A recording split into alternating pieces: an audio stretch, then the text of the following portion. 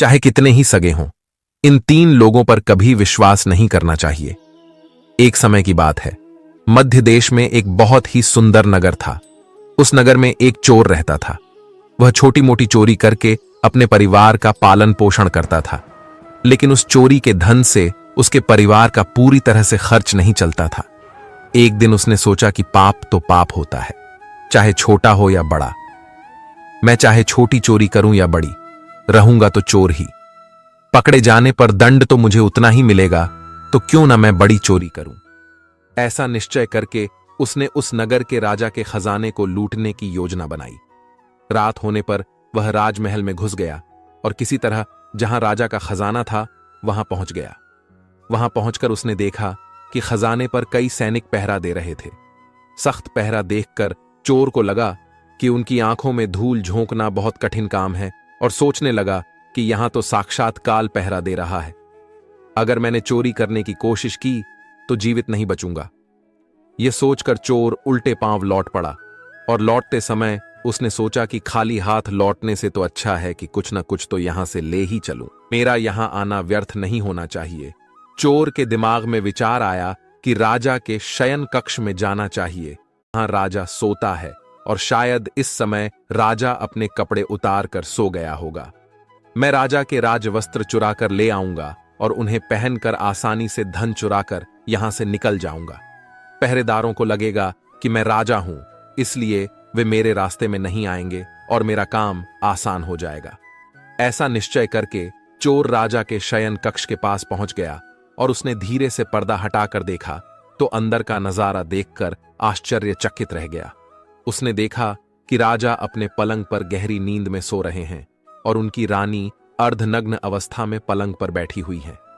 रानी को जागता हुआ देखकर चोर के हाथ पैर फूल गए और वह एक तरफ दीवार से सटकर खड़ा हो गया और रानी के सो जाने का इंतजार करने लगा। थोड़ी देर बाद फिर उसने पर्दा हटाकर देखा कि रानी सोई हैं या नहीं, क्योंकि रानी सो जाए तो राजा के वस्त्र चुराए जाएं। चोर ने देखा कि रानी अभी भी उसी तरह बैठी हुई थी। यह देखकर चोर वहां रखी हुई टेबल पर बैठने लगा। जैसे ही वह टेबल पर बैठा तो उस पर रखी हुई पानी की गिलास नीचे गिर गई। उस आवाज को सुनकर राजा की नींद तो नहीं खुली, परंतु रानी तलवार लेकर बाहर आ गई और तलवार चोर की गर्दन पर रख दी और बोली, कौन है तू और यहां किस लिए आया है? सच सच बता, वरना तेरा सिर धड़ से अलग कर दूंगी। चोर डर के मारे पसीने से लथपथ हो गया और हाथ जोड़कर गिड़गिड़ाता हुआ बोला, रानी साहिबा, मेरी जान बख्श दो। मैं एक गरीब चोर हूं और चोरी करने के उद्देश्य से ही यहां आया हूं। छोटी मोटी चोरी करके अपने परिवार का पालन पोषण करता हूं। आप मुझे मार दोगी तो मेरे बच्चे अनाथ हो जाएंगे। मैं वचन देता हूं कि इस बार मुझे छोड़ दो। मैं कभी दोबारा राजमहल की तरफ मुड़कर नहीं देखूंगा। मेरे छोटे छोटे बच्चों पर रहम करो। रानी को उस पर दया आई और उसने कहा, सुनो, मैं तुम्हें एक शर्त पर छोड़ सकती हूं। मैं इस समय काम से पीड़ित हूं। यदि तुम मेरे साथ समागम करोगे तो मैं तुम्हें यहां से जाने दूंगी, वरना एक ही झटके में तुम्हारा सिर काट दूंगी। रानी की यह अनोखी शर्त सुनकर चोर और भी ज्यादा घबरा गया और कहने लगा, रानी साहिबा, ये आप क्या कह रही हो? मैं तो एक चोर हूं और आप इतने बड़े राज्य की महारानी। मेरी क्या औकात है जो मैं आपके साथ ऐसा करूं? मेरे लिए तो यह सोचना भी बहुत बड़ा पाप है। रानी ने कहा, मैं कुछ नहीं सुनना चाहती। अगर तुम्हें अपनी जान प्यारी है तो मैं जैसा कहती हूं वैसा ही करो, वरना मरने के लिए तैयार हो जाओ। रानी का ऐसा प्रस्ताव सुनकर चोर की जान हलक में अटक गई और सोचने लगा, आज मैं बहुत बड़ी मुसीबत में फंस गया। यदि मैंने रानी की बात नहीं मानी तो भी मारा जाऊंगा और मान ली तो भी मारा जाऊंगा। चोर बहुत बड़ी दुविधा में पड़ गया कि क्या करूं। आखिरकार उसने रानी के साथ समागम करने की बात को स्वीकार कर लिया और बोला, रानी साहिबा, मुझे 5 मिनट का समय दे दो। मुझे बहुत जोर से लघु शंका लगी है। पहले मुझे लघु शंका से निवृत्त होने दो, उसके बाद आप जैसा कहोगी मैं वैसा ही करने के लिए तैयार हूं। रानी ने तुरंत तलवार के इशारे से शौचालय को बता दिया और चोर उसकी तरफ चल पड़ा। रानी वहीं पर खड़ी होकर उसके लौटने की प्रतीक्षा करने लगी। चोर ने इस बीच रानी की नजर से बचकर वहां से भागने की कोशिश की, भागते भागते जब वह द्वार पर पहुंचा तो द्वार पर जो सैनिक था उसने उसे पकड़ लिया और उससे पूछताछ की। चोर डरा हुआ था। उसने सैनिक को सच सच बता दिया कि वह एक चोर है और राजमहल में चोरी करने आया था, लेकिन रानी ने उसे पकड़ लिया और छोड़ने के बदले एक शर्त रखी थी कि वह उसके साथ समागम करे। इसलिए मैं लघुशंका का बहाना बनाकर वहां से भाग आया। इस तरह से चोर गिड़गिड़ाकर सैनिक से उसे छोड़ने का आग्रह करने लगा। सैनिक ने कहा, देख भाई, मैं तुझे एक शर्त पर जाने दे सकता हूं, और शर्त यह है कि तुम्हें पुनः रानी के पास लौटकर जाना होगा और रानी से कहना होगा कि मैं तुम्हारे साथ समागम करने के लिए तैयार हूं, किंतु उससे पहले तुम्हें अपने हाथ से राजा को मारना होगा। सैनिक की यह शर्त और भी ज्यादा कठिन थी। चोर ने सोचा कि वैसे तो प्राण बच भी सकते थे, परंतु अब नहीं बचेंगे। अगर रानी से यह बात कही तो रानी मेरा सिर काट देगी। अब चोर को चारों तरफ मौत ही मौत दिखाई दे रही थी। मजबूर होकर चोर वापस रानी के पास गया और बोला, रानी साहिबा, मैं आपके साथ संबंध तो बना लूंगा, लेकिन मुझे एक बात का डर है कि उस समय राजा साहब नींद से जागे तो न आप बचेंगी और न मैं। राजा साहब हम दोनों को मार डालेंगे, इसलिए आपको एक काम करना होगा। आप अपने हाथ से राजा का सिर काट दीजिए, फिर हम निडर हो जाएंगे। अगर आप इतना कर सकें तो मुझे आपकी शर्त मंजूर है, वरना मैं आपके हाथों मरना उचित समझूंगा। आप मुझे मार दीजिए। काम के वशीभूत रानी चोर से कहने लगी, ठहरो, ये कौन सी बड़ी बात है, मैं अभी राजा साहब को मौत के घाट उतार देती हूं। इतना कहकर रानी ने दोनों हाथों से तलवार पकड़ी और सोए हुए अपने पति का सिर काट दिया।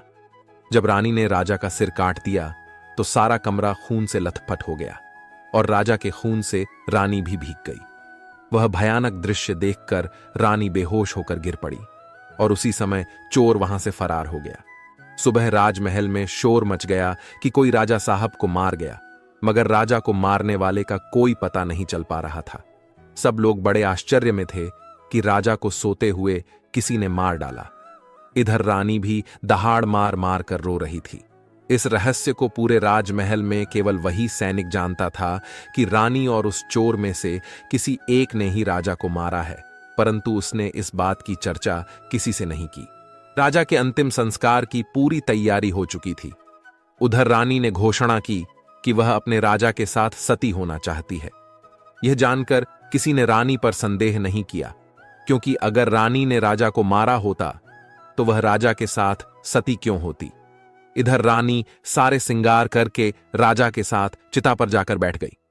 राज्य के सभी लोग राजा की चिता पर एक एक करके लकड़ी रख रहे थे और उन्हें नमन करके पीछे लौट रहे थे।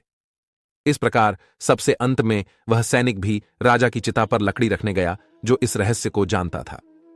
उसने धीरे से रानी के कान में कहा, महारानी, आप तो सती हो जाएंगी, लेकिन मुझे इतना तो बता दीजिए कि राजा को आपने मारा था या उस चोर ने।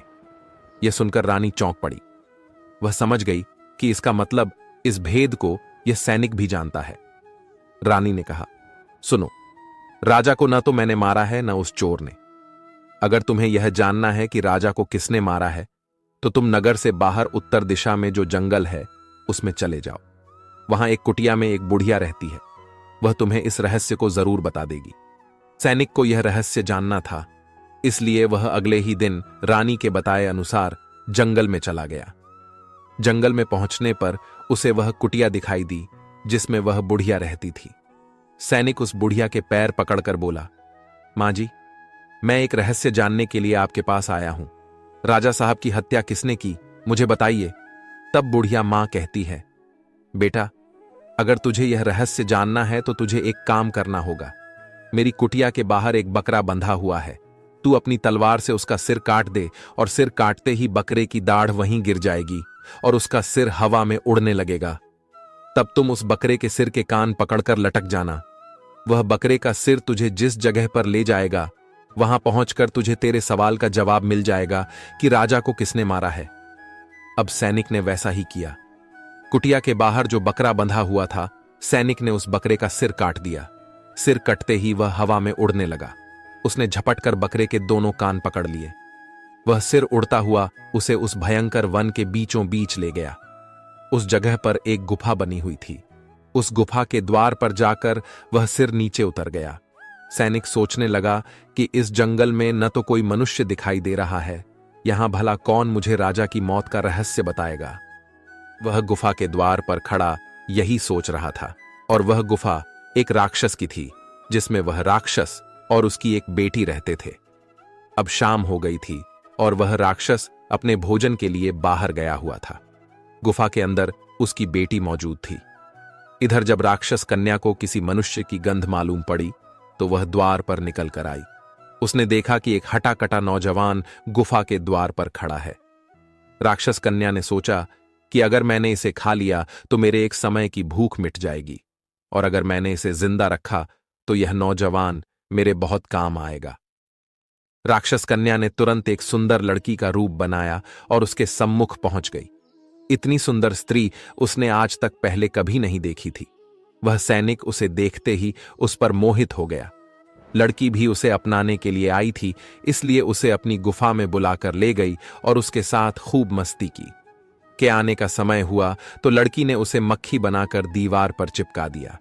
राक्षस आया और उसने लड़की से पूछा, बेटी, मुझे किसी मनुष्य की गंध मालूम पड़ रही है। मुझे लगता है कि कोई आदमी हमारी गुफा में घुस आया है।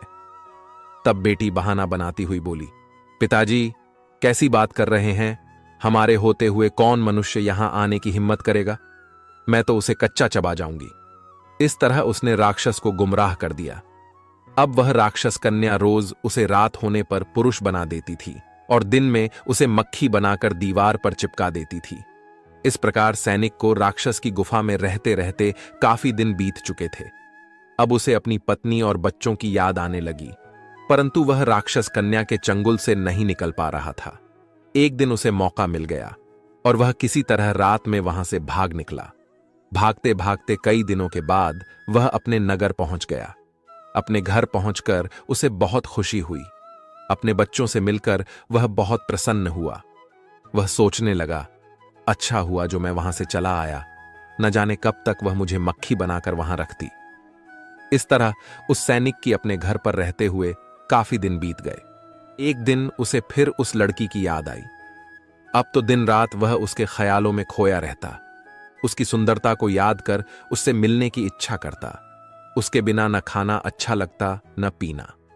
हर समय यही सोचता था कि उससे किस तरह मिलन होगा। सैनिक उस राक्षस कन्या से मिलने के लिए तड़पने लगा और उसने फिर से उसके पास जाने का निश्चय किया। उसने सोचा, पिछली बार तो मुझे उस बुढ़िया ने पहुंचा दिया था, लेकिन अब मैं वहां से भाग कर आया हूं, इसलिए मुझे रास्ते का भी ज्ञान नहीं है। क्यों न मैं एक बार फिर उस बुढ़िया की सहायता ले लूं। ऐसा सोचकर वह उस बुढ़िया की कुटिया पर पहुंच गया और हाथ जोड़कर बोला, हे माता, एक बार मुझे फिर से उसी स्थान पर भेज दो जहां पर मुझे पहले भेजा था। अब वह सैनिक राजा की हत्या का रहस्य भूल चुका था।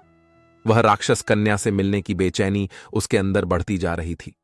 वह बुढ़िया समझ गई कि यह काम के वशीभूत है।